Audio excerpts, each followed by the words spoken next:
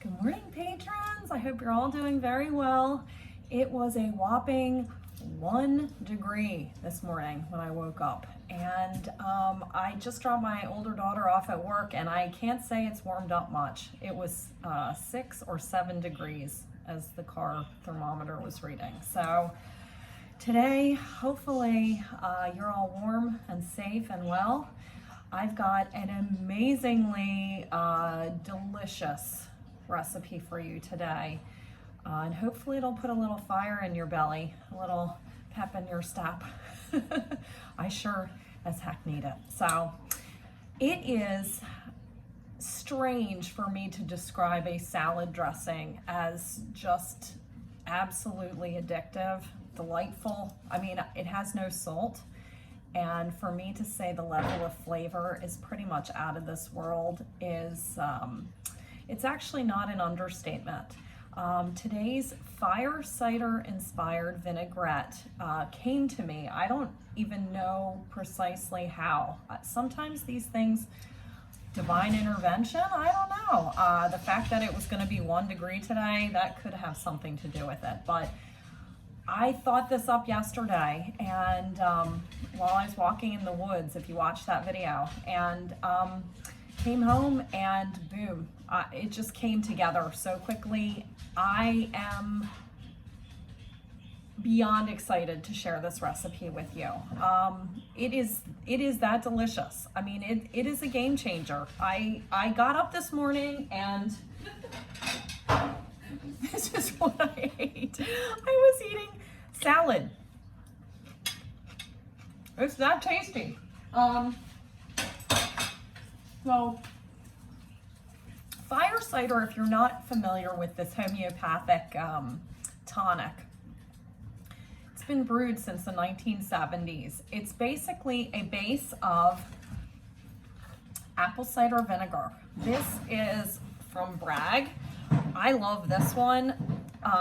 You want to get, I mean, you can use regular apple cider, the distilled filtered kind. I highly recommend this kind. You can see this sort of murky, cloudy accumulation on the bottom.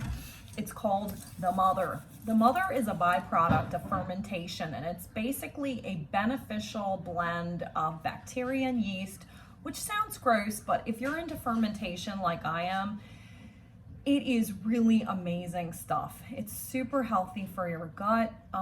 It has all sorts of antimicrobial, antifungal, antioxidant properties. It's great, and I highly recommend it. So, fire cider is traditionally brewed from apple cider vinegar, and you put all sorts of things in it, like amazingly flavorful horseradish, ginger, garlic, onion, a whole variety of herbs and spices.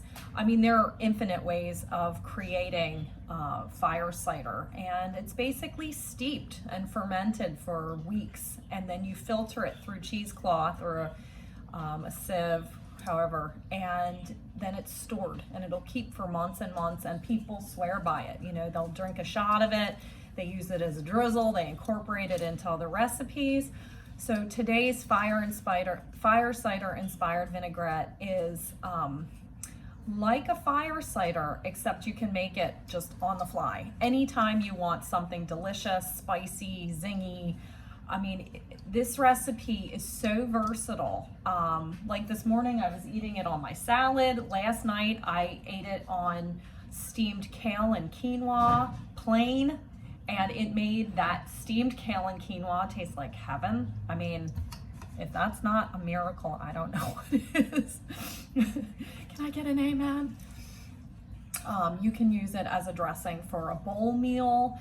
You can drizzle it over roast vegetables. You can dip your bread into it. I actually think it would be phenomenal as a base for like a kale chip.